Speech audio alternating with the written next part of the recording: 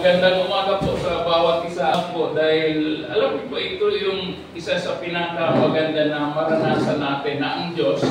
Kung meron man kayong napakatagal nang hinihingi sa panalangin, hindi po siya, hindi niya binabaliwala yung inyong panalangin. Meron akong pinag-pray noon for 7 months bago naganap. Nakakainip ko tutusin lalo naghahanap ka. Pero nung sinabot naman ako ng Panginoon sa panalangin ko na yun for almost 7 months consecutive na walang tigil na panalangin, iba yung kanyang ginawa talaga. Kumbaga, yung ginawa ng Panginoon na kasagutan ay higit doon sa aking kahilingan. Alam niyo po ba yun? Na ang Diyos ay nakikinig sa ating mga panalangin. Kaya naniniwala ako na meron pa siyang mga gagawin. Ang kailangan nga lang natin, huwag tayong titigil sa pananalangin at huwag tayong bibitaw sa ating pananampalataya sa ating Diyos. Doon po sa Isaiah 43, sinabi doon ng Panginoon, walang ibang Diyos liban sa akin. Kaya napakahalaga na yung ating Diyos na kinikilala ay lalo nating kilalanin sa malalim na kaparaanan. Okay, so sa umaga po ito, yung title na inilagay ko dito sa ating pag-aaralan ay napakahalaga po because this will determine your final destination.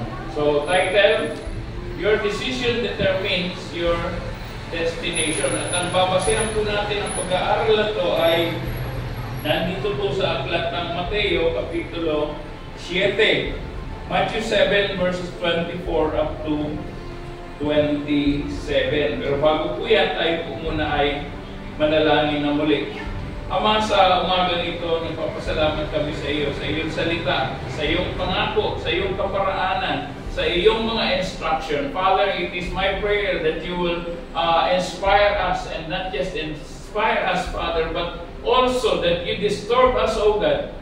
Mangusap ka sa amin. Huwag mo kaming hayaan na binabaliwala lamang ang napakahalagang salita mo sapagkat ito ay buhay para sa amin at ito ay buhay para sa amin, Panginoon. Kaya salamat sa umagang ito. Mangusap ka po sa mga puso na naandito ngayon. Touch every heart, O Father God, and even to those who will be listening in our upload, Panginoon, na mga video patungkol sa salita mo, nawa ikaw po ang mangusap. Salamat sa iyo ng marami, Ama, sa tanging pangalan ni Jesus.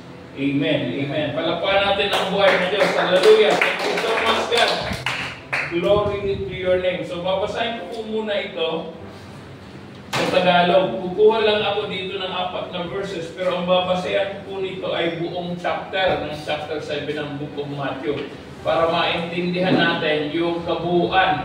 Kasi ito po ay mayroong progression mula sa chapter 7 verses 13 up to 29. Pero this time, kukunin natin ang pinaka-reference ay yung base dito sa ating topic. Verse 24 po, Matthew 7:24 up to 27. Sabi po dito, babasahin ko po ito sa Tagalog. Okay.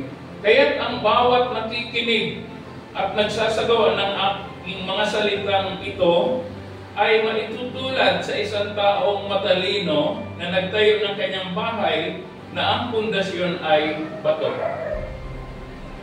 Umulan ng malakas, bumaha, binayo ng malakas na hangin ang bahay na iyon, ngunit hindi nagiba sapagkat nakatayo iyon sa bato. Ang bawat nakikinig ng aking salita, ngunit hindi naman nagsasagawa ng mga ito, ay maitutulad naman sa isang taong hangal na nagtayo ng kanyang bahay sa buhanginan. Umulan ng malakas, bumaha, at binayo ng malakas na hangin ang bahay, ito ay bumagsak at lubusang nawasak. So dito po, magkakaroon kayo ng mapupuna na merong comparison, Pinukumpara dito ang dalawang uri ng tao. Sa ibang translation po, ito ay tinatawag na house builder or builder of the house. At dalawang uri yun. Ang sabi doon, ang isa ay nagtayo sa ibabaw ng bato. Ang ikalawa ay nagtayo sa ibabaw ng buhanginan. So alam natin na ang pundasyon ang pinaka-importante sa isang bahay or building. Kung kayo po ay naka-witness ng mga napakatataas na building, ano po ang tingin nyo kung gaano kalalim ang pundasyon niyan? I have witnessed nung ginagawa itong mga structure dyan sa Cubao, sa Araneta Center, napakalalim po yan. Kung ilang metro ang lalim. At hindi lang siya malalim, kundi ang lawak sa ilalim. Hindi siya kasing laki ng kung ano ang pinaka-wall-to-wall na laki ng building. Kung ano yung nasa ibabaw, mas malaki po dyan at malawak ang pundasyon. At ang pundasyon nan ay solid. Hindi po pwedeng mahina, hindi po pwedeng malakas sa buhangin, kundi balanse ang timpla niyan. Sa pagkakaalam ko kasi, nung nag-aaral pa ako ng civil engineering, yung mga timpla-timpla na ginagawa, yung tinatawag na class A, pero ang application sa ganyan, hindi ko kabisado. Pero ang nakikita ko dyan, yung mga framing ng supporting na mga kabilya dyan, napakalalaki. Napakalalaki.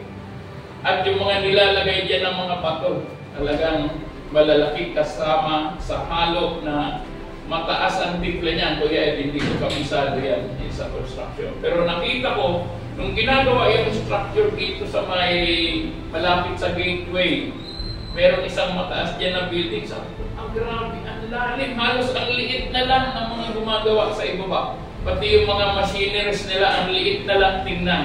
Nakita ko na nung ginawa yun, hindi madali. Napakatagal na unang ginawa ang pundasyon ng isang malaki at mataas na structure. Bakit po? Kasi kagaya ng ilustrasyon dito sa kinikwento ng Panginoon sa one of the sermons na sabi niya, ang bawat nakikinig at nagsasagawa ng salita kong ito ay maihahalin tulad sa isang taong matalino na nagtatayo ng kanyang bahay na ang pundasyon ay bato. So dito pa lang, no, kung kahit hindi na ako magbanggit ng ibang talata, kung titingnan natin, sabi niya, hindi sapat na nakikinig ka lang, kundi kaakibat ng iyong pakikinig ay ang paggawa at pagsunod sa salita ng ating Panginoon. Para ka i-consider ng Panginoon or maikumpara sa isang matalino na nagtatayo ng kanyang bahay na ang pundasyon ay bato. At alam po natin dito sa biblical na perspective, pag binanggit dito yung word na bato, it refers to the Lord Jesus Christ who died for us. Siya po ang tinutukoy dyan, hindi yung literal na bato. Dahil ang pinag-uusapan dito ay tao, hindi yung mga structure na nasa labas. Binanggit ko lang yun para mas madali nating maintindihan na walang mataas na building, walang matibay na building na itinatayo sa buhanginan. Kaya nga ang sabi, kung yun ang gagawin natin, tatawagin tayo ng Diyos na mangmang. Pag sinabi pong mangmang, hindi lang siya kulang sa kaalaman, kundi wala siyang interes na alamin ang mga bagay na dapat alamin. Kaya nga, makikita natin yung resulta ng mga gawa ng mga tao na hindi nagpapailalim sa salita ng Diyos. So makikita po natin dito sa chapter na ito, chapter 7, yung significance ng mga binanggit dito ng Panginoon ng mga comparison. Kagaya po sa verse 13 and 14, it speaks about two ways. Isang makipot na daan, isang maluwag na daan. So it speaks about two ways. Babasahin po natin dito sa verse 13 and 14. Gusto ko lang makita natin ito para ma-identify natin mabuti. So sabi rito, pumasok kayo sa makipot na pintuan sapagkat maluwang ang pintuan at malapad ang daan papunta sa kapahamakan. Kaya marami ang napapahamak doon dahil marami ang pumupunta at marami ang hindi nakakaalam na yung kanilang pinuntahan ang dulo ay kapahamakan. Sa verse 14, ngunit makipot ang pintuan, makitid ang daan papunta sa buhay, at kakaunti ang nakakatagpo niyon. Now, binanggit dito yung word na buhay. Ang buhay na tinutukoy dito ay yung buhay na walang hanggan or yung sa kaharian ng Diyos. Eternal life or the kingdom of heaven. At ang sabi doon, makipot at makitid. Makipot na, makitid pa. So, ibig sabihin, hindi ka po pwedeng basta-basta makapasok. There are some requirements or prerequisite na tinatawag para ka makarating doon. Okay. Now, dito sa 15 up to 20, chapter 7 pa rin, it speaks of two trees. Ang pinag-uusapan naman dito ay dalawang uri ng puno, dalawang uri ng bunga. So, Jesus closed His message by picturing two builders and their houses. Yun po yung binabanggit dito sa 24 up to 27. Now, pagdating po dito sa 13 and 14, sabi gano'n, yun ang tinutukoy na dalawang uri ng daan. Isang maluwang at malapad, isang makipot at makitid. Sabi gano'n, these two ways illustrates the start of the life of faith. Dito po nagsisimula ang buhay pananampalataya. At pagkatapos nito ay meron itong progression. Sa verses 15 up to 20, ang binabanggit illustration dito ng Panginoon ay dalawang punong kahoy na dalawa ang uri magkaiba ng bunga. Isang mabuti at isang masama. So it illustrates the growth and the result of faith here and now. So ibig sabihin, ang buhay ng isang mananampalataya ay hindi nagsisimula lamang doon sa dulo, kundi sa pinakaumpisa, sa pundasyon. Kaya binanggit dito yung pundasyon. Now, para lang maintindihan natin, una, di ba sabi ko doon sa title, your decision determines your destination. Bakit po? Doon pa lang sa pasimula, sa pagpili sa dalawang uri ng daan, isang malapad at isang maluwag na daan, kumpara sa isang makipot at makitid na daan, you will have to choose for yourself. At ang tinutukoy dito, talagang meron kang pag-iisipang mabuti. Kailan ka ba magdidesisyon na piliin ang daan na makipot at makitid, ngunit papunta naman sa buhay na walang hanggan? Hindi po ba? Kaya nga, ang decision natin dito, it matters a lot. Napakahalaga po. Hindi po pwedeng pahaliwalain kagaya po ng ginagawa ng marami sa ngayon. Diyan po natin makikita kung ang isang tao ay may tama, totoong relasyon sa Diyos. Bakit po? Kailangan meron itong progression from the very start, sumampalataya ka, natuto kang pumili ng tamang daan, pero after that, merong progression. Ano po yun? Dapat merong bunga na nakikita. Kagaya po dito ng punong kahoy na binigay, ginawang ilustrasyon upang makita natin na kung ikaw ay hindi sumusunod sa Panginoon, ang magiging buhay mo ay iba ang resulta. Kaya nga, hindi po nakapagtataka na yung mga tao na walang relasyon sa Diyos, iba ang buhay, iba ang prinsipyo, at iba ang takbo ng kanyang mga pananaw sa buhay. Malayo-malayo sa kalooban ng Diyos. Okay. Now, punta tayo dito sa ating pinaka-main topic. Okay. Sa 21 to 27, the houses illustrates the end of this life of faith. Yung kanina ay, yung two ways, it illustrates the start of the life of faith. Ang ikalawa, yung dalawang punong kahoy, the two trees, illustrates the growth and the result of faith. Yung result ay yung bunga. Okay, at yung ikatlo naman, verses 21 up to 27, the two houses illustrates the end of this life of faith when God shall call everything to judgment. Yung finality ng ating buhay or yung final destination natin. So verse 15 shows that there are false prophets at the gate that leads to the broad way. Tingnan nga po natin yan, verse 15. Sabing ganon, ng nagsasalita dito ay si Jesus. Sabing ganon, mag-ingat kayo sa mga huwad na propeta. Lumalapit sila sa inyo na parang tupa. Ano ibig sabihin nun? Deceiving. Parang tupa daw. So pag sinabing para, hindi tunay. Okay? So sabing ganon, kaya mag-ingat kayo sa mga huwad. So pag sinabing huwad, it is kung pwedeng counterfeit ang ibang translation, or huwad, or peke sa Tagalog, mas madaling maintindihan. Mag-ingat kayo sa mga peke o huwad na propeta. Pag sinabi kong propeta, yan po yung nangangaral din ng salita ng Diyos. Nga lang, mali ang itinuturo.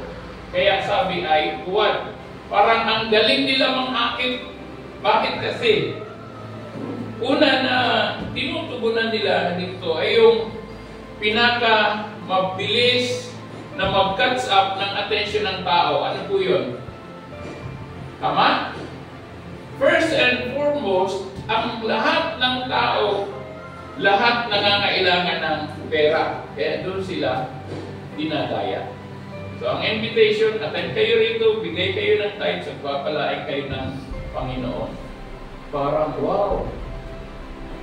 Pag nagbigay ng tithes. Siyempre, yung mindset natin, lahat tayo gustong magkaroon, di ba? Kaya yung iba, o marami, nadadaya sa ganoon. Akala nila, ganoon ang buhay ng isang pananampalataya. Well, bahagi yan, isa sa mga principles ng Panginoon. Kung gusto mo rin talagang pagpalain, ay magbigay. Isa yan. Pero, binabanggit ko lang yan kasi ginagamit yan ng marami ngayon na nagpupunwaring mga mangangaral at propeta, pero yun ay para siluin lang yung mga tao. Meron pa ako narinig, pag hindi kayo nagbigay, hindi kayo pagpapalain, sabi ko, patay. Kasi tinutukoy nila, tinutumbok nila yung pangangailangan lang ng tao. Ang tawag po doon ay manipulation, manipulative statement ang gagamitin para yun lang ang maging focus mo, gagawin ko to, tapos nabigo. So ano na ngayon, hindi po ba? So magtatampo, mawawala, magagalit na sa Diyos. Kaya ang tinuturo dito ng Panginoon, habang ganon, mag-ingat kayo sa mga huwad na propeta, lumalapit sila sa inyo. Tingnan niyo po, sila ang lumalapit na parang tupa. Pag sinabi parang tupa, talagang identical, no? Pero counterfeit, parang 1,000 na peke. Magugustuhan. Tama? Kasi kung ang iaalok ng mga false prophets, hindi mo magugustuhan, hindi nila gagawin yun kasi nonsense ang tawag doon. Okay. Ngayon sabi niya, makikilala ninyo sila sa kanilang mga gawa. Ang ibig sabihin nito ay yung kanilang bunga. Mapipitas ba ang ubas sa puno ng dawab o ang igos sa matitinig na halaman? Ang igos po or fig ay walang tinik ang puno, maging ang mga sanga. So mabuti ang bunga ng mabuting puno. Subalit masama ang bunga ng masamang puno. Kaya alam niyo na kung ano nangyari doon sa isang kilala na bulaang propeta na nakakulong sa ngayon. Okay, hindi maaring mamunga ng masama ang mabuting puno at hindi maaring mamunga ng mabuti ang masama puno. Ang bawat punong hindi mabuti ang bunga ay puputulin at itatapon sa apoy. Kaya makikilala ninyo ang mga huwad na propeta sa pamagitan ng kanilang mga gawa. Now, binanggit ko po rito na sa verse 15, it shows that there are false prophets at the gate that leads to the broad way. So, yun po yung binabanggit doon sa verse 13 na malapad ang daan, maluwag ang daan, pero merong nakaabang doon, mga false prophets, at ililid or dadalhin niya, gagabayan pa niya yung mga tao, dito kayo pumunta. Ang problema, ang dulo nun ay kapahamakan or destruction. So, ang ginagawa naman ng mga false prophets is to make it easy for people to enter, but at the end of the way, there is destruction. Okay. Now, the final test is not what we think of ourselves or what others may think, but what will God say. Now, ang finality po ng buhay natin hindi nakabase sa ating mga pananaw na siguro okay na naman to, alam naman ng Diyos ang aking puso. Hindi po natin may tatanggi na alam ng Diyos ang ating mga puso. Pero merong mga batayan ng Diyos na ibinibigay sa atin na dapat nating sundin at lakaran. Kagaya po ng binanggit kanina sa verse 24. Ang sabi rito sa verse 24, ang bawat nakikinig at nagsasagawa ng mga salitang ito ay may tutulad sa isang taong matalino na nagtatayo ng kanyang bahay na ang pundasyon ay bato. At sabihin ko po sa inyo, ang pakikinig ng salita ng Diyos ay napakahalaga. Bakit po? Sabi sa Romans chapter 10 verse 17, ano ang nakalagay doon? Faith comes from hearing, and hearing by the word of God. Doon daw po nagsisimula sa pakikinig ng salita ng Diyos ang pananampalataya. Siguro sasabihin ng iba magkano, paano yung mga bingi? Okay. So hindi natin yun problema. Ano ang problema? Ang bingi, kung pwedeng may mata naman. Siguro ang susunod na tanong, paano kung wala ring mata? Bulag na, bingi pa. So ang tawag po dun ay kawawa talaga. Bakit po? Ignorance of the law excuses no one. Kaya, minsan yung iba mahirap ang itatanong na ibabato sa iyo para suriin ka kung alam pa talaga nito ang salita ng Diyos. Kung nanguhula lang. Okay, dito sa Biblia, walang ganoong example. Kasi una, tingin ko lang, no, kung babasehan ko as my own perspective sa salita ng Diyos, wala pa ako nakita dito na inilagay ng Diyos na halimbawa na hindi naman nangyayari. Ang tao lang mahilig magbigay ng halimbawa, yung mga iniisip nila para pahirapan yung tinatanong, para sukatin. Alam niyo po, yung nagtatanong, kadalasan talaga, kaya nagtatanong dahil hindi rin nila tiyak yung magiging kasagutan. Pero ang nakakatawa po dito sa Panginoon, bawat tanong natin na may kinalaman sa buhay, merong sagot ang salita ng Diyos. So sabi ko kanina, sa binasa ko, kaya't ang bawat nakikinig, tingnan nyo may karutong, at nagsasagawa. It is not enough that we listen, we hear the word of God, and not do or act on it.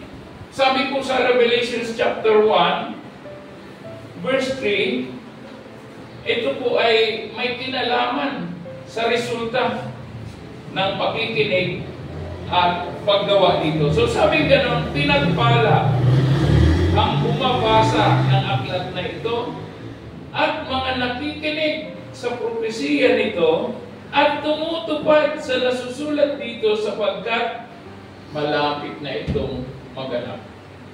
Yun po ang nakakapag-alala doon kung wala tayong relasyon sa Diyos. Pagka dumating yung sinasabing malapit ng maganap, ang tinutukoy po dyan ay yung katuparan ng mga sinabi ni Jesus na siya ay muling babalik. At sa pagbabalik ng Panginoon, hindi yan po meant for salvation but for judgment. Ang Panginoon ay muling babalik para habulan ang tao. At yun yung sinasabi rito sa pinag-aaralan natin, balikan natin sa Matthew chapter 7, 24. Sabi niya gano'n, kaya isang karunungan, isang pagiging matalino sa isang tao na yung kanyang pinapakinggan na salita ng Diyos ay kanya ring pinutupad o ginagawa o ipinapamuhay. Alam niyo po ba yun? Kapag ikaw ay isang hindi mananampalataya, definitely ang buhay natin ay nabubuhay tayo sa kasalanan. Pero ngayon, pag nagsimula kang sumampalataya sa Diyos, natutunan mo ang sumunod sa Diyos dahil sa iyong pananampalataya. Ang magiging bunga po niyan ay personal righteousness. Okay? Dahil po, sabi sa 2 Corinthians 5 verse 21, the righteousness of God become our righteousness. Kaya sa tingin ng Diyos, matuwid na tayo sa kanyang paningin. Pero ang ibang tao, hindi ganoon ang paningin kagaya sa Diyos. Tama? Kasi bakit po? Ang tao, habang nabubuhay pa tayo, nagkakamali tayo, nagkakasala tayo. Natatalisod tayo minsan, natutumba tayo kung minsan. Pero ang mahalaga nito ay hindi tayo nananatili sa ganoong kalalagayan, kundi mayroong progression. Nagkamali man, humihingi ng tawad. Natutumba man, bumabangon.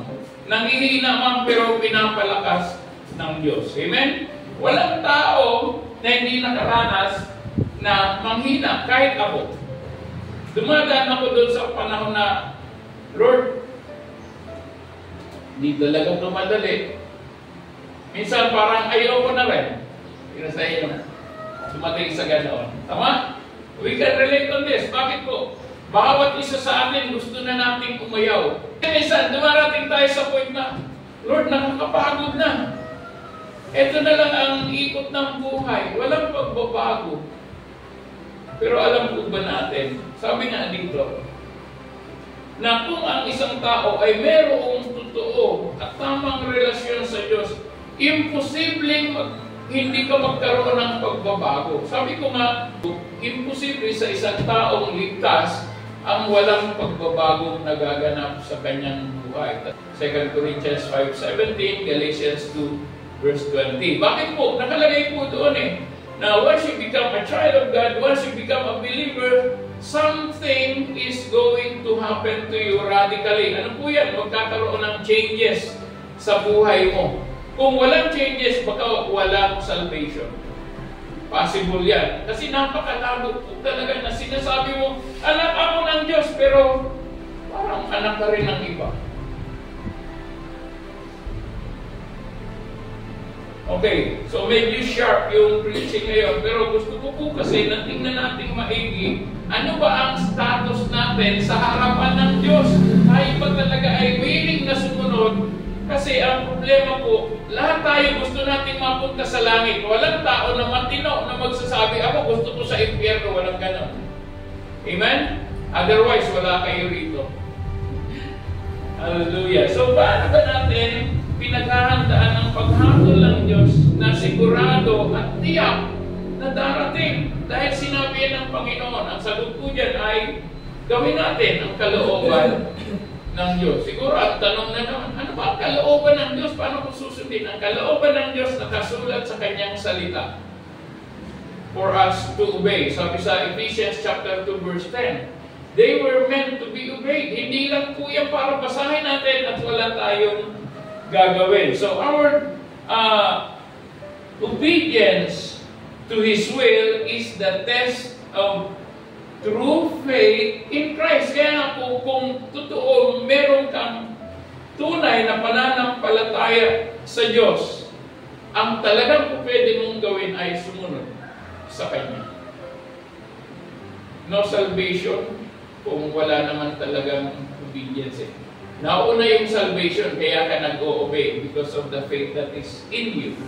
Okay, so the test is not words, not saying, Lord, Lord, kasi binanggit yan sa verse 21, di ba? Sabi niya ganun, many will say to me, Lord, Lord, di ba? Nang-aral naman kami, nagpagaling kami ng may sakit, nagpalayas kami ng mga demonyo. Sasabihin nila, anong sabi ng Panginoon? Lumayo kayo sa akin, kayo gumagawa ng katampalasanan. Hindi ko kayo kilala. Tingnan niyo po. Hindi masama na nangangaral, hindi masamang gumagawa ka ng mga miracles, lalo namang hindi masama na nagpapalayas ka ng mga demonyo. Those things are all good and could be divinely inspired, kaya mo nagagawa. Pero hindi yun ang tinitingnan ng Diyos that will bring you salvation, but your obedience to the will of God. Amen? Yung kalooban ng Diyos ang nangingibabaw. Kaya nga sabi sa Hebrews 11 verse 6, imposibleng matuwa sa iyo ang Diyos kung wala kang pananampalataya. Kasi once you become a child of God, once you become a believer, once you become a follower of Christ, ikaw po ay sumusunod, gumagawa para malugod sa iyo ang Diyos. Amen? Sabi niya, it is impossible to please God without faith. And by faith, nagagawa natin yung mga bagay na dati hindi naman natin ginagawa. Sino sa inyo dati pa sumasamba sa Diyos? Di ba? Kung ano-anong kalokohan pinagagawa natin noong araw. Nakakahiya nga eh. Duman ako doon sa panahon na sabi ko, Lord, patawarin mo ako sa lahat ng aking mga nagawang pagkakamali at kasalanan dahil nahihiya ako sa iyo. Alam niyo ang ginawa ng Panginoon sa akin? Hingin mo isa-isa. Sabi ko, Lord, matagal na yun. Paano ko gagawin yun? Eh, di hingin mo rin sa akin. Alam mo ang ginawa ko? Lord, please, reveal to me everything I have done before. Yung hindi ko maalala, paalala mo. Alam mo ang ginawa ng Panginoon?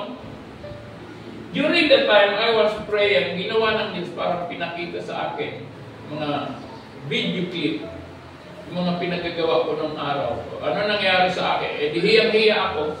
Subukan nyo. Ayoko, nahihiya ako. Mahihiya ka talaga at dapat ka lang mahiya para makonsensya ka. Para wag mo nang balikan. Para wag mo nang gawin. Nakita ko yun. Alam niyo, sabi ko, salamat Panginoon. Kasi ano po ang principle? Sabi niya, eh, isa-isa mong ginawa, isa-isa mong ihingi ng tawad. Galing ng Diyos, no? Amen. Palakpakan natin ang Panginoon. Kita mo yan. That very simple prayer, nakikinig ang Diyos. At yung simpleng panalangin na yun, hindi yun maliit na bagay para sa atin. How can we be cleansed from all our unrighteousness without repenting to those things? Nakakahiya po. Kaya nga sabi ko, yun ang maganda kasi tinutulungan tayo ng Diyos na linisin at mabuhay sa pagsunod sa Kanya. At doon tayo sinasabi ng Panginoon, not just to inspire us, but to let us know the truth na tayo ay hinahambing niya sa isang taong matalino na nagtayo ng kanyang bahay na ang pundasyon ay bato. At alam naman natin kapag kabato, napakatibay niya. Lalo ang ating Panginoon ay tinatawag din na bato. Okay. Kaya't ang bawat nakikinig, nagsasagawa ng mga salita kung ito ay maitutulad sa isang taong matalino na nagtayo ng kanyang bahay na ang pundasyon ay bato. So when a person is truly born again, he has the Spirit of God dwelling in him. Kaya pag ikaw, sinabi mo born again ka, nasa iyo ang banal na Espiritu nakatira sa inyo. Sabi ko dito sa Roma, Kapitulo 8, talata 9. Tingnan nga po natin. Romans chapter 8, verse 9. Okay, so sabi dito, ngunit hindi na kayo namumuhay ayon sa laman, kundi ayon sa Espiritu. Once you become a child of God, things change. Ang buhay natin ay hindi na tayo ang nabubuhay, kundi yun ang Espiritu. At ang sabi rito, sa katunayan, naninirahan sa inyo ang Espiritu ng Diyos. Kung wala sa isang tao ang Espiritu ni Kristo, hindi kay Kristo ang taong yun. So, if ever na ikaw ay naging born again, anak ka na ng Diyos. At ang sabi dito, imposible na wala sa iyo ang banal na Espiritu. At kung wala sa iyo ang banal na Espiritu, malamang hindi ka raw kay Kristo, sabi rito. Now, another, sinulat din ito ni Pablo, 1 Corinthians chapter 6, verse 19. Ito po ay napaka-linaw. Chapter 6, verse 19. Okay. So, sabi rito, hindi ba ninyo alam na ang inyong katawan ay templo ng Espiritu na nasa inyo at ipinagkaloob ng Diyos sa inyo? Hindi ninyo pag-aari ang inyong katawan. Hindi tayo, iba na ang may-ari sa atin, ang Diyos. At ang sabi rito sa Galatians chapter 2 verse 20, yun po ay mga supporting verses in order for us to know exactly what the Word of God speaks about. Okay, verse 20, sabi dito, kaya, ito mismo si Pablo nagsasabi, nagtitestify sa mga taga-Galatia. Sabi niya gano'n, kaya hindi na ako ang nabubuhay ngayon, kundi si Kristo na ang nabubuhay sa akin. At ang buhay ko ngayon sa katawan ay ikinabubuhay ko sa pamamagitan ng pananampalataya sa anak ng Diyos, referring to Jesus Christ, na nagmahal sa akin at naghandog ng kanyang sarili sa akin. The very time that the Lord was crucified, it represents the greatest love of God to the human race. Yung napako si Jesus Christ sa cross. Kasi dapat tayo ang makasalanan, tayo ang mapako. Sabi ng Panginoon, hindi, kukunin ko ang lugar niyo, ako ang mapapako para hindi kayo mamatay. Amen? Palakpakan natin ang Panginoon. Grabe. Grabe ang Diyos. So ang Espiritu ng Diyos ay nakatira sa bawat anak ng Diyos. Gusto ba natin yun? Would you want na ang Panginoon sa pamagitan ng Banal na Espiritu nakatira sa atin? Ibo ba? Kasi napakaganda niya. Bakit? Once nakasama mo ang Banal na Espiritu, nasa iyo nakatira, the Holy Spirit will convict you. Siya po ang magsasabi sa iyo, anak, mali yan. So, the Spirit of God enables him to know and do the Father's will, God's love in his heart. Yung pag-ibig ng Diyos na nasa puso ng isang anak ng Diyos, and the love of God motivates us to obey God and serve others. Kaya kung kaiba ang buhay ng isang totoong anak ng Diyos. Pag binabalik-balikan po yung sagot ng Panginoon kay Moses, sabi niya, I will do the very thing you have asked me because I know you by name and I am pleased with you. Ano yun? Alam mo, kasi kilala kita Moses eh. At natuwa ko sa iyo, it is because of Moses' faith. Sabi niya, Panginoon, di ba alinang, balik mo na lang kami sa dati kung hindi mo rin lang kami sasamahan. At because alam ni Moses na mahal siya ng Diyos, sabi niya, Panginoon, samahan mo naman kami. Pag wala, huwag na lang. Grabe si Moses, longing for the presence of God. At nakita ng Diyos na every time we long for the presence of God, it shows our faith. Nagpapakita yun ng pananampalataya natin. Kasi ang Diyos, di naman natin makikita. Yung presensya niya, nararamdaman natin. Yung protection ng Diyos, nararamdaman din natin. Bakit po? Mahal tayo ng Panginoon at hindi niya tayo pwedeng pabayaan. Kaya nga, sabi dito ni Paul, kaya ako, hindi na ako ang nabubuhay ngayon, si Kristo na. Siya na ang nabubuhay sa akin, tapos itong buhay ko na to, sa katawan, ikinabubuhay ko ito sa pamamagitan ng pananampalataya. Ano ibig niya sabihin? Nabubuhay ako para kalugdan ng Diyos. To live by faith. Hebrews 11 verse 6. Dahil siya ang nagmahal sa akin, ang anak ng Diyos, at naghandog ng kanyang sarili para sa akin. Alam niyo po, we are living in a desperate world. Ito pong mundo, desperado ang mga tao. Napansin nyo? Kapag gipit, ang bilis mag-init ng ulo. Bakit? Nag-trigger ka agad. Bakit? Nakakalimutan, may Diyos pala. Tandaan niyo po ito. Once in a while, kapag dumadaan ka doon sa parang stress ka, pagod ka, ang bilis mag-init ng ulo mo, tingnan mo kaagad ang Diyos na nagmamahal sa iyo. Kasi minsan expectation natin yung nagmamahal sa atin dito sa lupa. Minsan may sumpong yan, minsan nagkakamali yan, minsan or madalas, kapos yan sa hanapan mo. Pag namatay sasabihin, siya walang pinag-uutan ko ng lakas. Ang hina na, kaya namatay na. Minsan yung bata, yung sanggol, yun pa naman ang pag-asa. Sanggol pag-asa mo. Di mo nga siya kung lalaki yan. Wala sa tao, nasa Diyos lang ang ating pag-asa. Amen? Kaya sabi niya, mapalad ka kung ikaw ay sumusunod sa napapakinggan mong salita ng Diyos at isinasagawa mo ito. Kasi malapit na itong matupad. Tinutukoy yung malapit na pagbabalik ng ating Panginoon. Nalulungkot po ako sa iba na nagsisimula sa pananampalataya pero nasaan na sila ngayon? Hindi mo na makita. What hinders people? Ano ba ang pumipigil sa tao para hindi magpatuloy? Ang sagot, Mark 4 verse 19, the worries of life. Yung mga bagay na kinahumalingan ng mga tao, yung mga bagay na kailangan. Kasi kailangan ko mag-overtime kahit linggo. Bakit? Wala akong kakainin bukas. Walang pang-dede ang aking anak. Walang pangbayad ng tuition fee ang aking anak. Maraming problema. It hinders your faith. Kaya hindi ka lumalago. Kaya kung gusto niyong subukan talaga ang Diyos at makilala ninyo malalim, pray kayo. Mag-pray kayo, hingi kayo sa bagay ng Diyos na hindi niyo pa nararanasan. Ang Diyos po ay nakikinig sa panalangin. I have been praying for napakatagal ng panahon.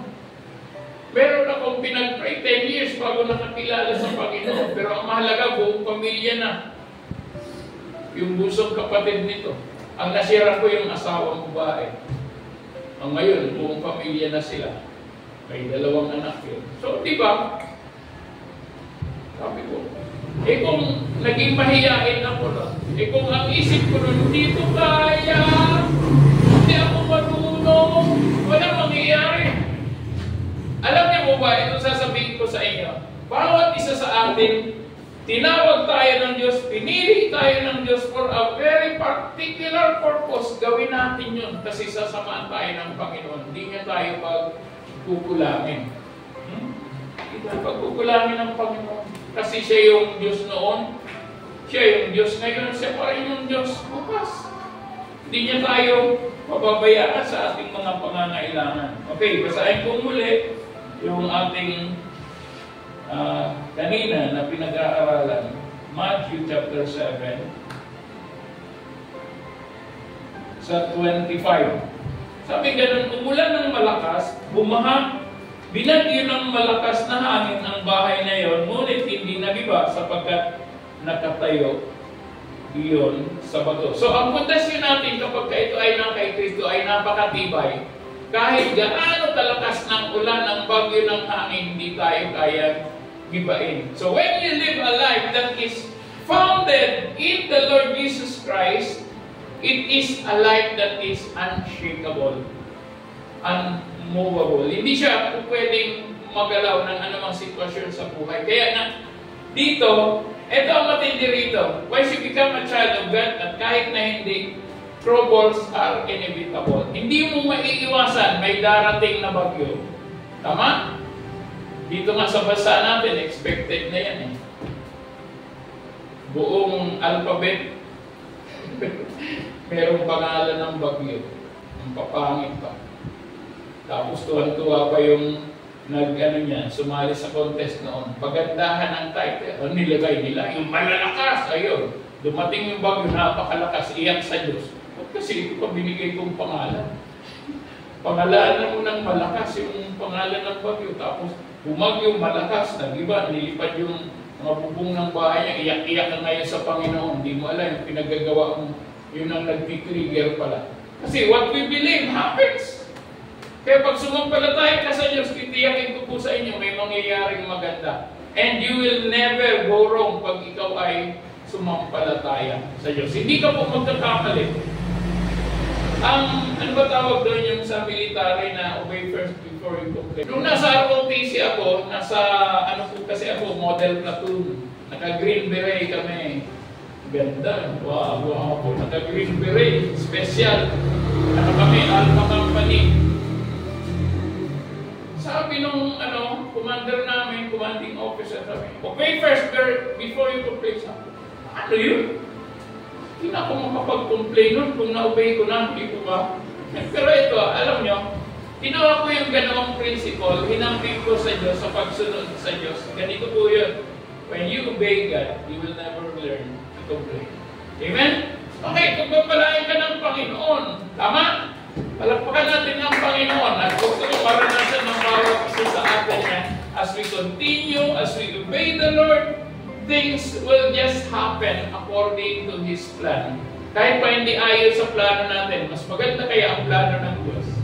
Kasi tayo, liko-liko ang utak natin eh. Marami tayong kalukuhan ba sa utak. Kung ano-ano, kapilyuhan, kasamaan, andyan lahat yan eh.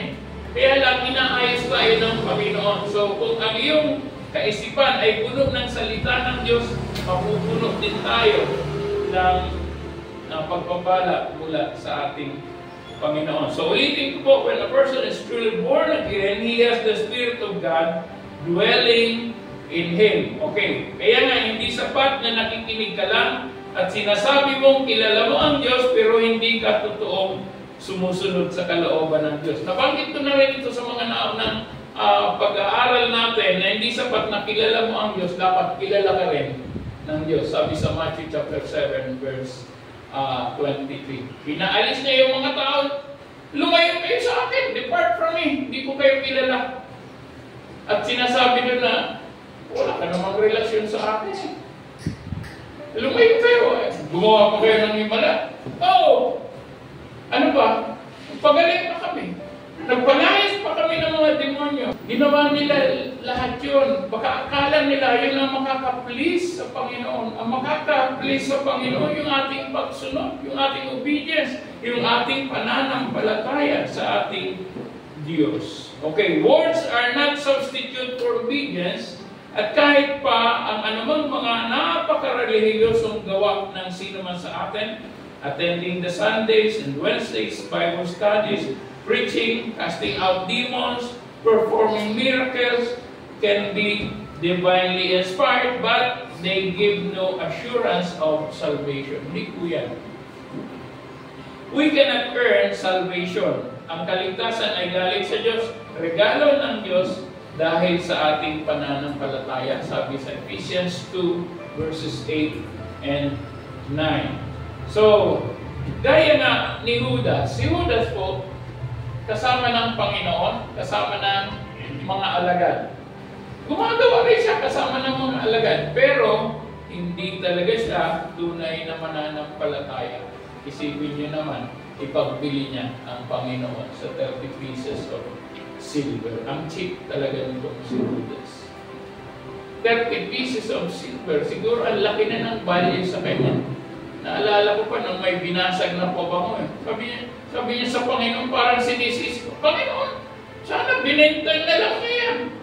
At naibigay sa mga may hirap. At ang sabi doon sa ibaba na talata, kasi pinupupit niya ang offering. Delikado yun. Nawawala sa ministry.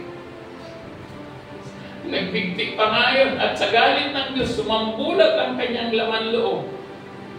Can you imagine? Yung galit ng Diyos. Binenta siya, tapos ganun-ganun lang yan, nagbigtik pa siya. Hindi tama na pagsisisi. Si Pedro nagkamali, 3 beses ipinagkaila ang ating Panginoon. Nagmura pa nga eh. Tatawa ko pag naalala ko yung verse na yun. At nagmura pa ito. Si Peter yung alagad, disipulo, tagasunod ni Kristo, nagmura. Ano ba kayo? Hindi ako disipulo. Nagmura pa. Ginamit niya yun. Bakit siya nagmura? Alam niyo? Para hindi siya ma-identify na alagad. Isipin niya. Ang itinato niya, yung kanyang identity, to cover himself up. Pero ang sabi nung katulong nila, hindi, ikaw yun. Ay si Pedro.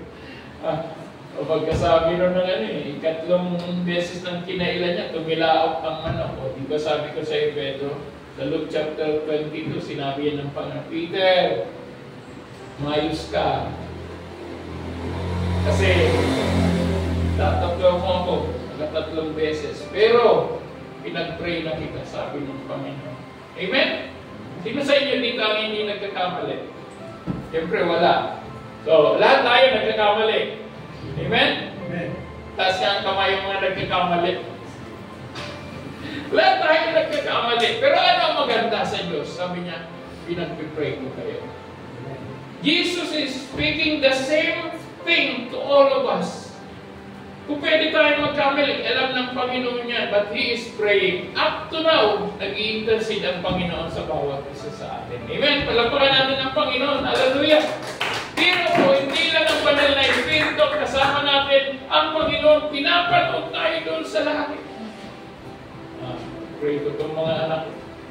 Di tayo, we cannot survive alone without the presence of the Holy Spirit, without the help of the Lord Jesus Christ. Isipin mo, nag-pray pa sa atin. Bakit po? Kasi sabi ni Jesus kay Peter, alam mo Peter, pinag-pray na kita. At malalagpasan mo yan. Pagkatapos mo malagpasan yan, palakasin mo rin ang mga kapatid. Kaya nung si Peter, nalagpasan niya na yun, wala na ang Panginoon. Umakyat na muli sa langit si Peter, nagsalita ang tamang. Hinarap niya yung mga Pariseyo. At pinalakas niya yung mga kapatid sa pananampalataya. So napakahalaga po ng ating obedience sa ating Panginoon. Okay. Gaya nga ni Judas, nakita natin na bagamat kasama ng Panginoon, pero ano nangyari sa kanya. So, sa panahon ng paghatol ng Diyos ay kasama siyang hahatulan ng Diyos. 2 Thessalonians chapter 2, verses 7 up to 12, the devil is a liar and uses lying wonders to deceive people. Kaya akala mo, grabe, himala. Hindi po lahat ng himala kagagawa ng ating Panginoon. Ginagamit niya ni Satanas para mandaya. Okay.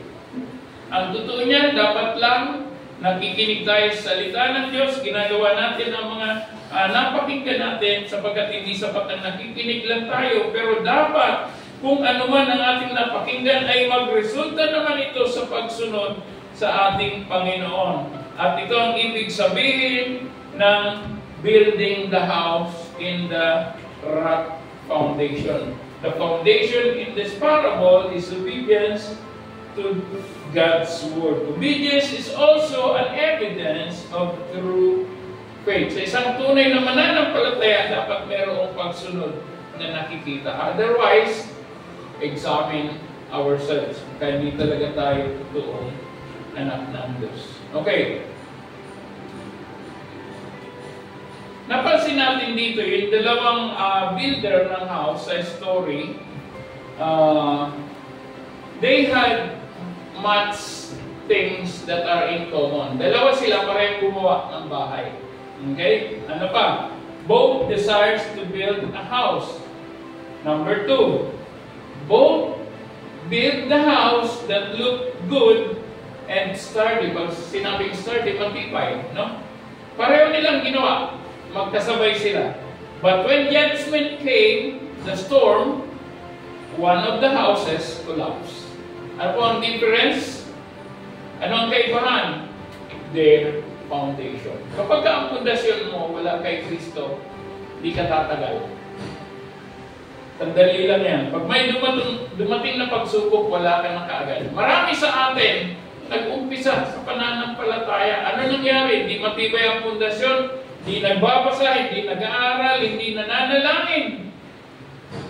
Ang hina ng pundasyon, ang dali magbago ng isip, may pagsubok lang, ayoko na, alis na lang ako.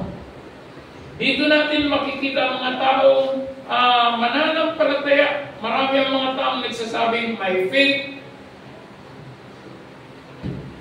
At ano pa? Pinasabi, may faith naman ako eh.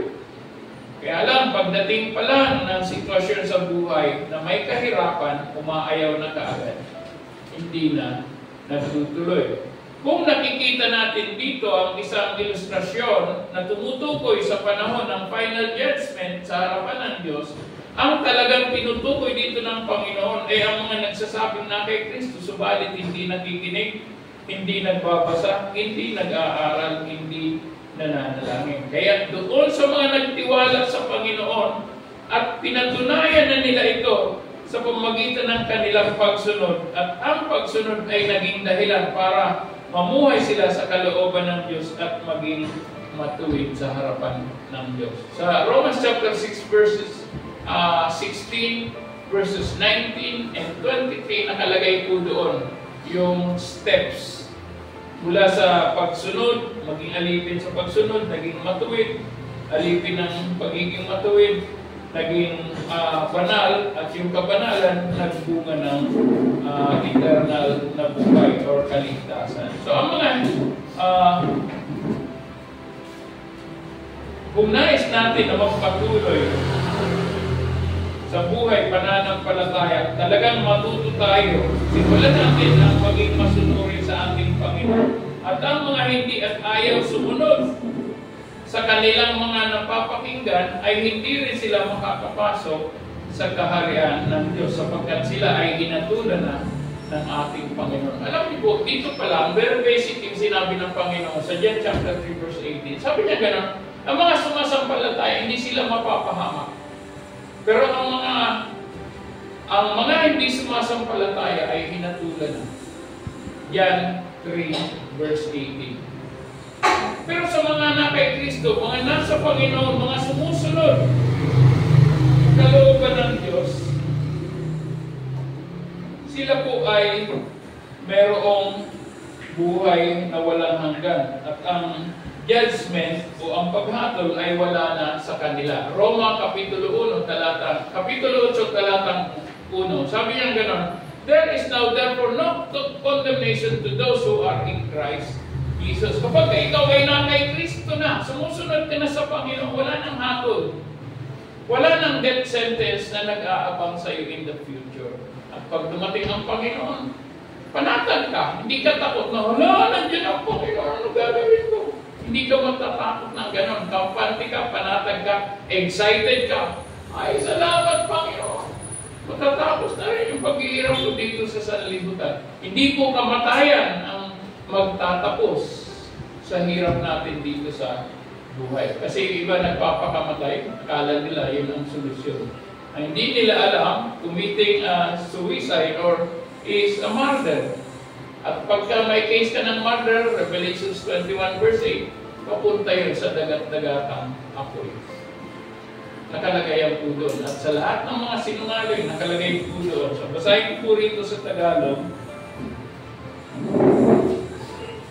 Revelations 21 verse 8. At dito tayo magtatapos.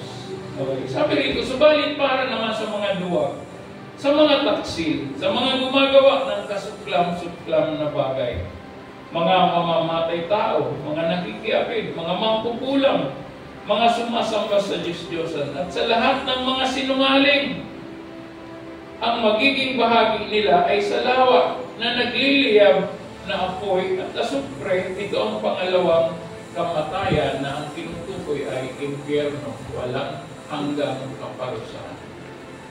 Walang tao may gustong pumunta ron. Amen? Never na kahit na pangarapin yun, hindi yan papasok sa isip mo. Bakit? Matino ka naman eh. Pero ang problema ngayon, maraming tao na matino. Pero bakit ayaw nilang sumunod na kung saan yung kanilang pagsunod magdadala sa kanila sa buhay na walang hanggan? Obedience, because of faith, because of relationship to God, will lead us to eternal life. Kaya as we close, balikan natin yung ating teksto, Mateo chapter 7, dito po sa 27. Sabi ganun, kung umulan ng malakas, bumaha, binayo ng malakas na hangin ang bahay, ito ay bumagsak at lubusang nawasak. Ang tinutukoy dyan ay yung bahay na itinayo sa buhanginan, nasa verse 26. Sabi dito, ang bawat nakikinig ng aking salita, ngunit, subalit, hindi naman nagsasagawa ng mga ito ay maitutulad naman sa isang taong hangal na nagtayo ng kanyang bahay sa buhanginan. So, pag dumating ang mga pagsubok, ang mga bagyo sa buhay, malakas na hangin, ang sabi dito ay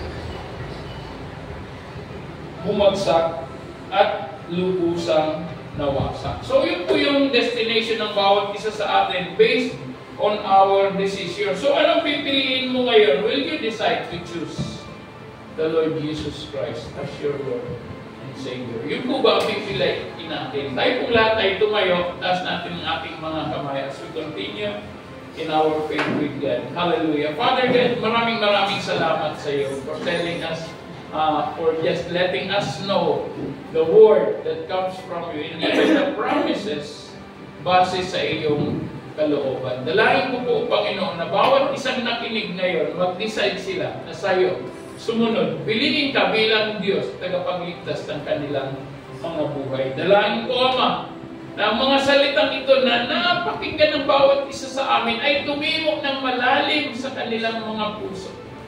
Na magkaroon ng lakas na sumunod sa iyo sapagkat tinitiyak mo naman na hindi sila mapapahamak, kundi sila ay magkakaroon ng buhay na walang hanggan. Salamat sa inyo na mga naandito ngayon na nakataas ang inyong mga kamay. Father, I pray that you will seal their decision right at this very moment. Father, I pray that you will continue to bless them and allow them to experience you being God, being provider, and being the sustainer of life. Salamat ng marami, Ama. Pagpalain po silang lahat. maging lahat ng makikinig pa sa iyong mga salita. At ito po ang aking dalangin ngayon sa tanging pangalan ni Jesus. Lahat po ay magsabi ng Amen. Palakpakan natin ang ating